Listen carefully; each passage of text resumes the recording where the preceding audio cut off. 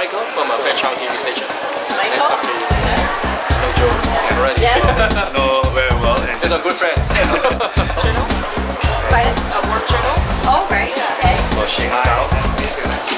All right. Well, welcome everyone to Markham Unionville. My name is Joe Lee, Conservative candidate for Markham Unionville. Today we have the honor to have MP from Calgary, Diane Ablonczy, to come to share with us about our party immigration policy. 今天很幸运能够大家媒体能够来跟我们那个Calgary市的那个国会议员特别下来跟我们介绍一下我们党的新的移民政纲。如果有什么问题的话，可以隨便問佢，佢可以回答俾你。我講一半廣東話，一半有講國語嘅，有講我盡量 OK。Okay. Well, I'm going to turn over the floor to Diane now.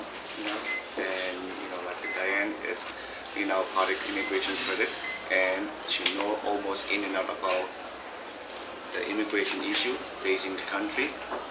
I would let them to make a few announcements, and if you have any question down the road, feel free to ask questions. Thank you. Thanks. 大家好，新年快乐。Thank you, Joe. Our next member of parliament from Markham. And we really are glad to be here and want to thank you for coming. We, as a party in an election, of course, want to get to know you and also to continue a relationship after the election. Because we haven't had elected MPs in Toronto, it has taken us some time to start to build bridges and to make acquaintances in your community.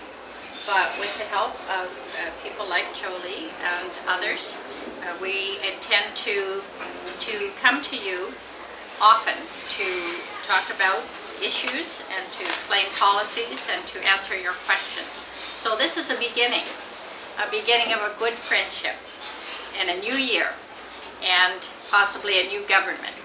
And we're really looking forward to that very, very much. I have been working on the immigration file for almost 4 years now, in April of 2002. And the first thing that I did when I became immigration critic for the Conservative Party was to travel with the Immigration Committee to Asia. We were in Hong Kong, Beijing, Shanghai, and Seoul, Korea, and talk to people there because China is our biggest source country of immigrants, and Canada needs immigrants. The Conservative Party is a pro-immigration party, and in principle we want to have more immigration into Canada. We need to fix the problems in our system so that we know that immigrants will succeed here, and then we need the skills and the enthusiasm and the new beginnings that immigrants bring. And of course, China is a very important trading partner for Canada. And immigrants from China build some bridges and help us to have smooth and active trading relationships between Canada and between China, which is such a growing economy. You might be interested to know that my stepson is working in Hong Kong. He has been in Hong Kong now for 3 years, and he doesn't want to come home. So I think the bridges go both ways, and we're very glad of that. And I enjoyed my time in China, and then last fall my husband and I again visited our son in Hong Kong, and beginning to be more familiar with that part of the world.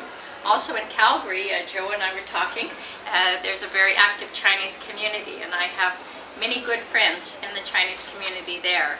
The only complaint I have is too many New Year's banquets. In the spring, our party instituted a series of immigration consultations across the country. We had some in Toronto with our Conservative members of Parliament. Stephen Harper, our leader, was at one here in Markham, and we had others. And we found that certain issues came up over and over. We asked people, if you could improve our immigration system here in Canada, what would be your wish list? What would be your advice? And 3 issues came up over and over. The number one issue was the recognition of international training and experience. People are not told often when they apply to immigrate to Canada that although Canada is accepting them on the basis of their education, that education may not be approved here in Canada for use, whether it's medical training or engineering training or training in any other field. And so that is the number one issue. The second issue was the whole applications process and how long it takes to have an application approved. It used to be a fairly good system where in a few months you knew whether you were accepted. And now from China it's taking 5 years, even 8 years. And for parent sponsorships, that's even longer. And that is a real concern and a sore point with the cultural communities we spoke with. The third issue is settlement support. There still is a feeling that Canada could do more to help newcomers establish themselves here in Canada, and particularly to get into the workforce.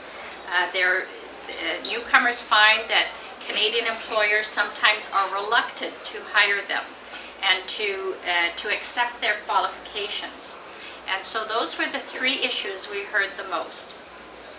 Yesterday we made an announcement, which I know some of you attended, and you know about this.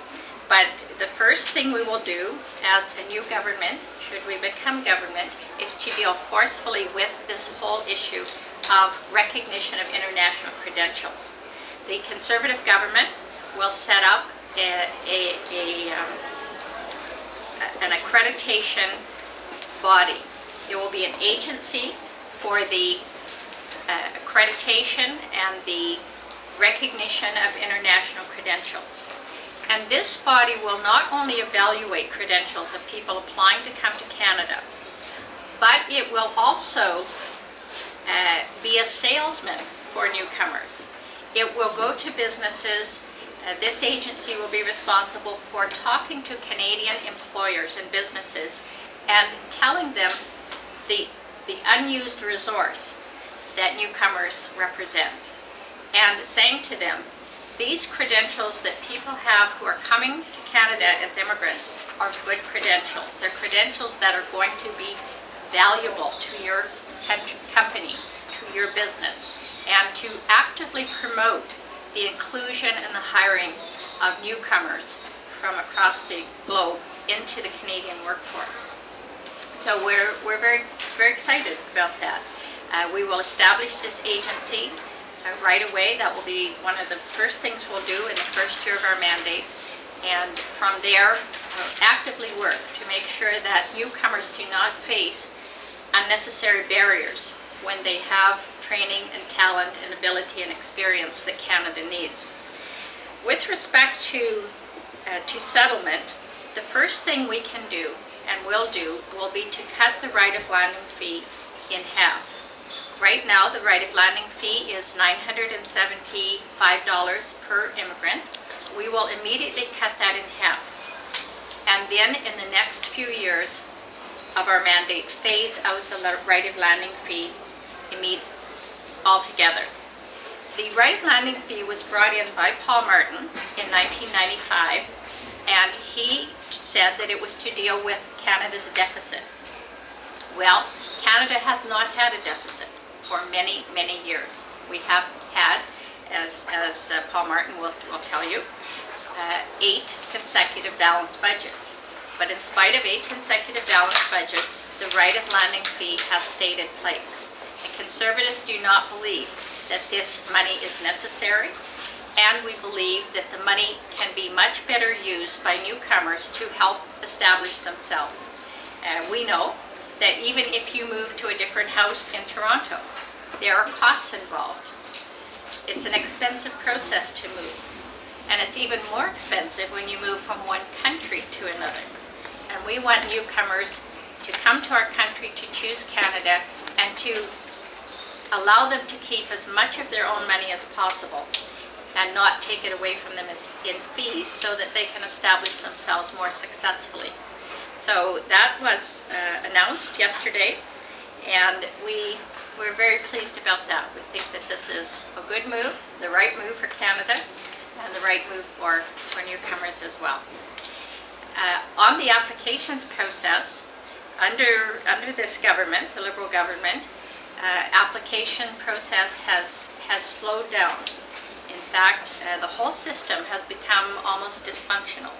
Not only do applications take a very long time, but people cannot find out the status of their application.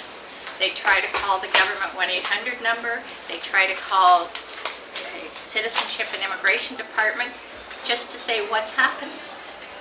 Where's my application at? How soon is it going to be finished? Do you need anything else? And they can't get that information. We believe that that's wrong, that people should be able to have an open and a responsive and a well-managed applications process. The sponsorship of parents and grandparents is a big issue for many newcomers as well. People have been promised that they can bring their parents into the country to care for them, particularly in their elder years. And we believe that promise has to be kept. Under the Liberals, the time to sponsor a parent has grown from about 3 years, now it's about 10 years, especially from China.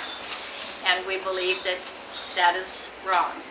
We also found out last year in April that the Liberal government had secretly shut down the parents program.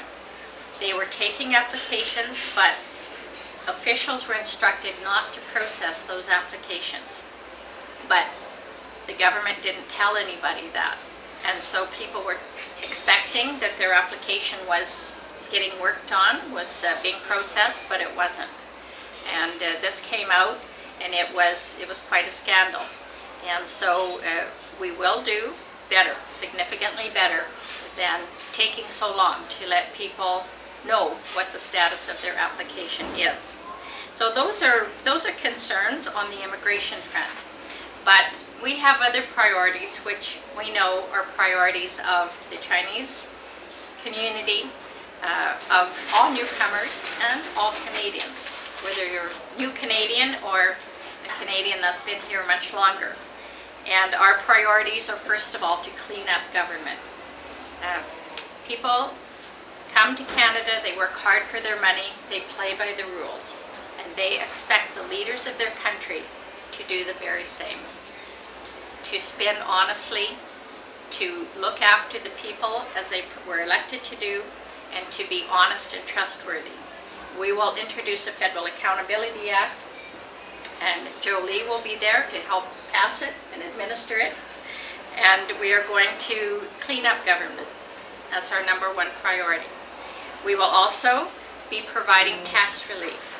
In addition to cutting the right of landing fee when newcomers come to the country, we will cut the taxes that each and every person pays every time they buy something in this mall by reducing the GST by 1% immediately. Then over the next 4 years of our mandate, we will cut the GST by an additional 1%. So instead of 7% GST, it will be 6% immediately, going down to 5%. That way, every time someone goes to buy something or sell something, there is less of a burden, less of a tax take on that transaction. We're also going to crack down on crime. This has been something that our party has been talking about for many years, that we need to have safe streets and safe communities. Many newcomers come from very, very unsafe parts of the world, and they are very disturbed at the prospect of a safe, quiet, law-abiding country like Canada going the wrong way. And so Stephen Harper announced this morning a package of reforms designed to substantially deal with the situation of street crime, drug crime, gun crime, gang crime. And these are initiatives that have worked well in other parts of the world. And we believe that they will bring more stability, more safety to our communities in the future under a Conservative government. If you need more information on that, we can talk about that a little bit later. We also want to help parents with the cost of raising their children. Becoming more expensive to have child care, and the Liberal way is to have a government-run system and all the children looked after by the government in that system. We believe that parents should make child care decisions and that they should be supported. And so we would give every parent $1,200 a year for each child under 6 so that the parent can then decide how to use that money to provide child care. We would also work with the provinces on health care. Health care is available to everyone in this country equally, but the waiting lists are getting long. And so promise of health care is not the same as delivery of health care. So we would put into place, and we announced this before Christmas, a patient wait time guarantee, where if you cannot get the care you need in critical situations in your area, that the province would have to pay for you to get that care wherever it was available. So we want better health care for citizens as well. So those are our 5 priorities. But we want you to know, and I know Joe has told you this, that the values of the Conservative Party are values that are important to your community, to newcomers from China, from Asia, the belief in honest government that is trustworthy, the belief in parents having the right to make decisions for their own families, the value of families and children, the value and the need for safe streets, strong communities, and also for services that actually deliver what they promise. No party has all the answers, and no party can correct some of the problems in the system overnight. But we have solid plans to get that process on the road. We've been announcing them in the immigration field and in the other fields. We're very excited about the fresh change, the positive change in government that our party will bring and is offering to all Canadians in this election, along with very intelligent, competent, good-looking candidates like Jolie. I'm not a politician for nothing. But we are. We're so pleased. We have in Toronto the most ethnically diverse group of candidates of any party. We have candidates from all backgrounds, from all the cultural communities, because we really represent the broad face of Canada. We're an inclusive party, a party of ideas, a party of change for the future.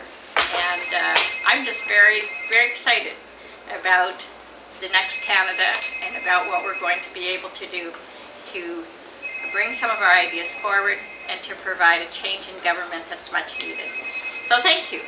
Thank you for allowing me to be here. And we really look forward to getting to know many of you very, very well in the years to come. And the answer to that, I believe, is in what I call the wise use of carrots and sticks. More carrots than sticks, because professional bodies, trade organizations deal with government on a number of levels, both provincial governments and federal governments. And there has to be, in these discussions and these negotiations, on the table always, okay, but what are you going to do to play your role in making sure that international credentials and experience are welcomed, are validated, are accepted by your body? And that'll take a few sticks, but some carrots as well, because, for example, the Engineering Association has gone a long way toward recognition of international credentials. Now they're asking for a labor force study from the federal government so that they know where engineers are needed and what skills are most needed here in Canada. The federal government, the Liberal government, has not done that study. And that's going to take, that's some of the carrots, that's some of the spending that has to be done to reassure the professional bodies that when we bring newcomers in, there's a need for them in Canada. And so those are, that is the way that we will proceed. Follow-up questions. Basically, you say you let the foreign credential mechanism be established by your agency, by the federal government.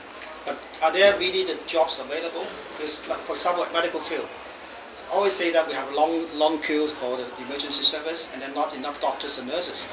If you get like more people recognized as a doctor and nurses, and then will the hospital have the vacancy for them? Or basically there's no money for the public spending on that? I should tell you, Joseph, I have a hearing problem, so I'm just going to ask Joe to just make sure I understood that. What Joseph is trying to ask you now, right now, you try to help people to get their credentials so quickly, right? So are you sure that by speeding up those credential certification, do you have the vacancy available to hand over the job to these people? Like, let's say in the hospital, using example, let's say they have about 500 waiting to be certified. Do you have a standby like 500 vacancy to fill those job?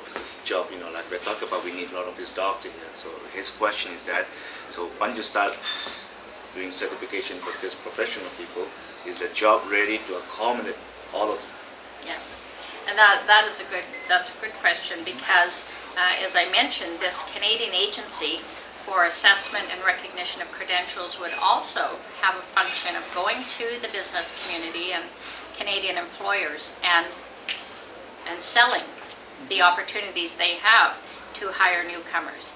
The other thing I've been thinking about, and we're just starting with some of the discussion on the details of what we can do, but I've introduced in the roundtables the idea of having tax incentives for businesses to provide mentorships and internships for newcomers, so that when newcomers come here, their credentials are validated, but also there is an incentive for the business community to welcome them into the corporation.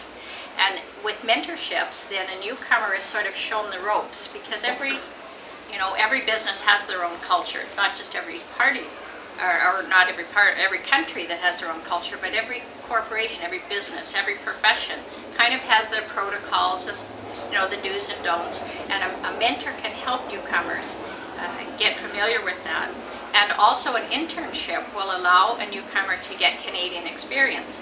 Because what we find is that even if a person's credentials are accepted, a lot of companies say, well, we don't want to hire you because you don't have Canadian experience. You have no experience, so how do we know that you're really good?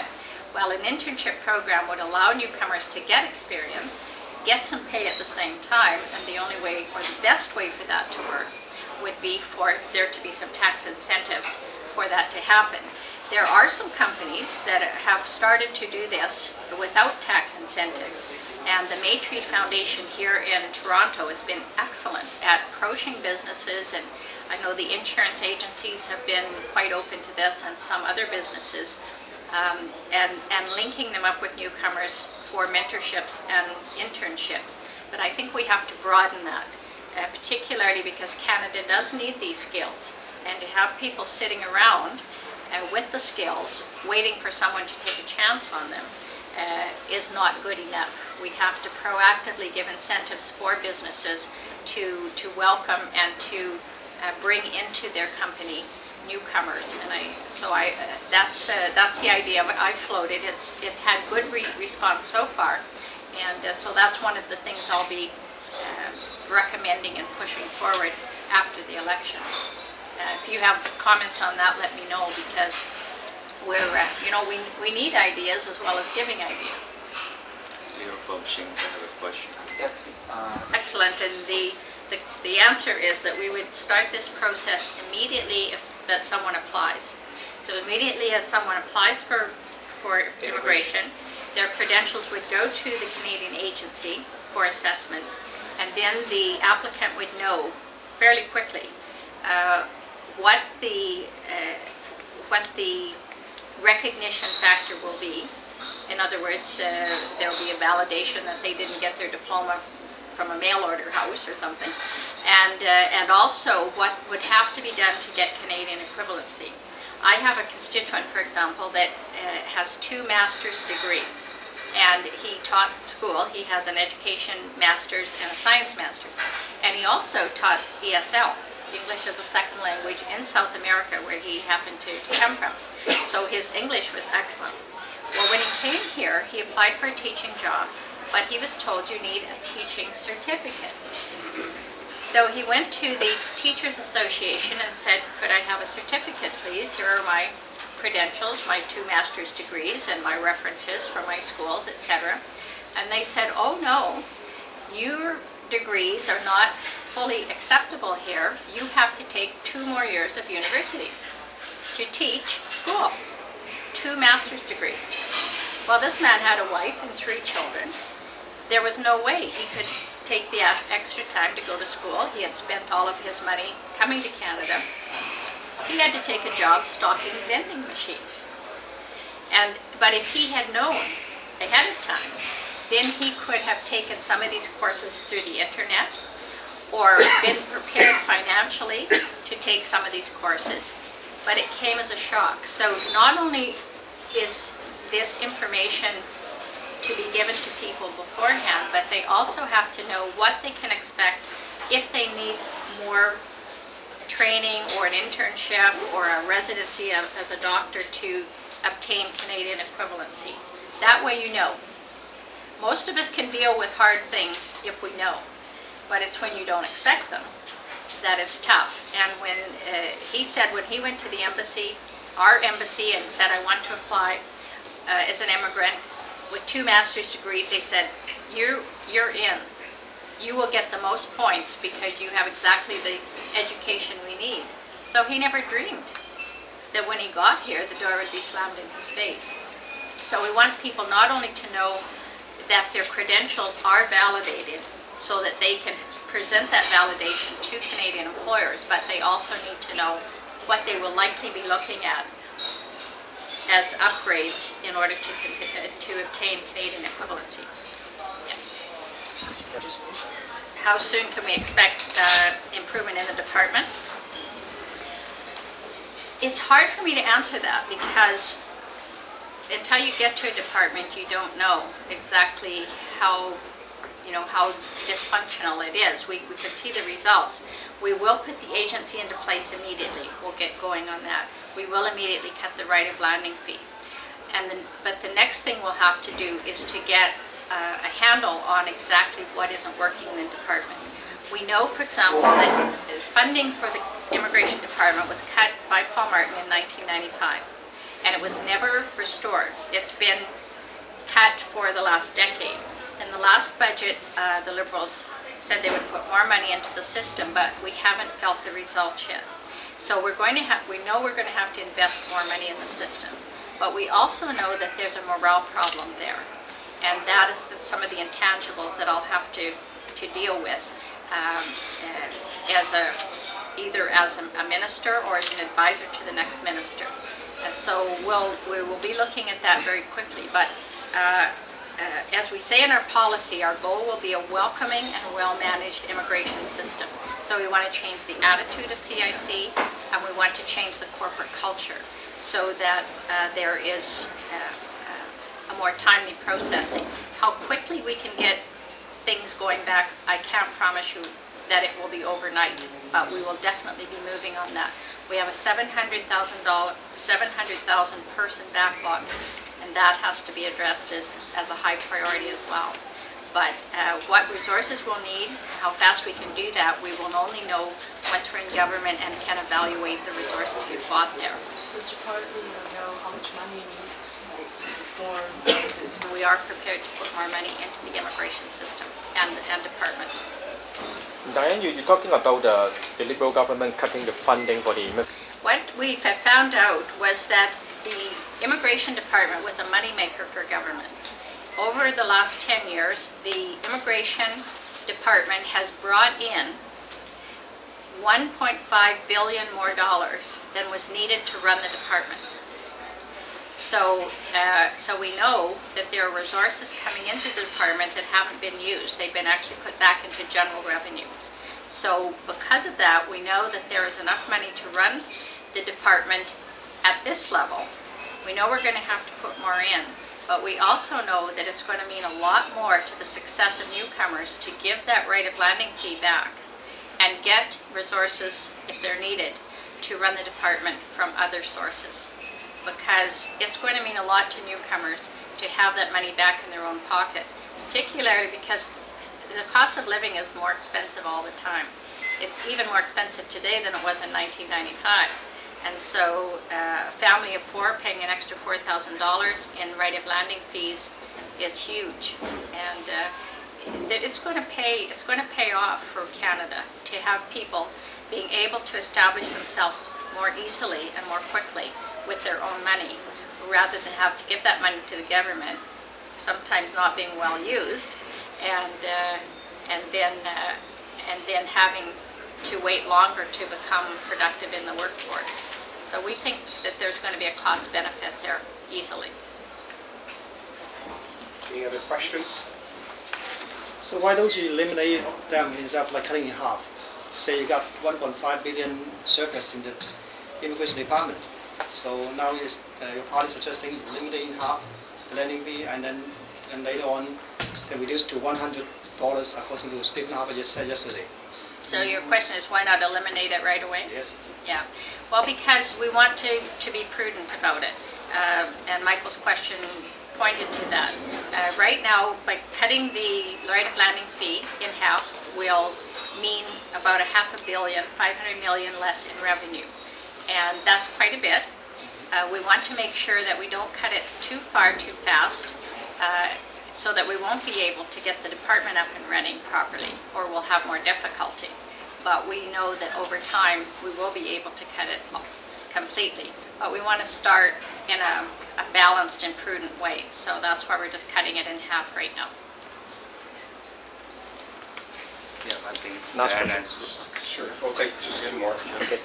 Talk about. What Mr. Harper said yesterday was that the Chinese community definitely should be given a full and complete apology for the Chinese head tax. It was an unfair and punitive policy. It was designed to keep Chinese people out of Canada, pure and simple. And for that, they deserve a full and fair apology. Mr. Harper also said that as Prime Minister, he would work with the Chinese community, with all the Chinese community, for a fair redress of that situation. And so I think at this point in time, my understanding is that there's some concern that the entire community hasn't been involved in any redress or compensation effort. And so we would go back and work with the Chinese community fully on that issue. Diane 嘅意思係而家嗰個人頭稅啦嘛，因為唔係話前個華人社區嘅人都喺傾呢個數目啦嘛，所以我哋如果執政嘅話，我哋希望可以坐低 build consensus 成個華人嘅社區，佢俾我哋一個答案咧，咁樣我哋可以給你們個充分的那個結案，就不會好像是再找到一部分的華人。給他一點錢，叫他們出來說沒有什麼問題。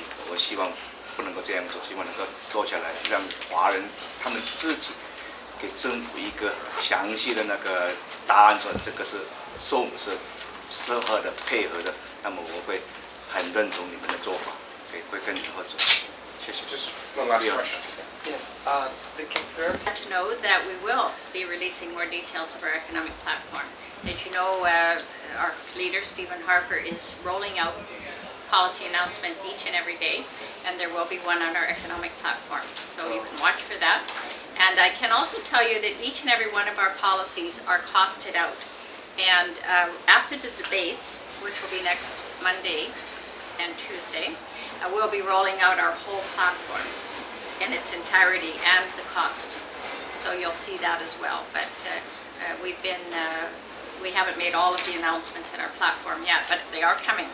So after it comes out, you can talk to Joe and if you have any further questions, but it's coming. Thank you everybody for coming. Diane Ablonczy from Calgary Nose Hill, Conservative candidate and Member of Parliament. Ju Daja Xin Nian Kuai La. Oh, I've got to do that again. Ju Daja Xin Nian Kuai La.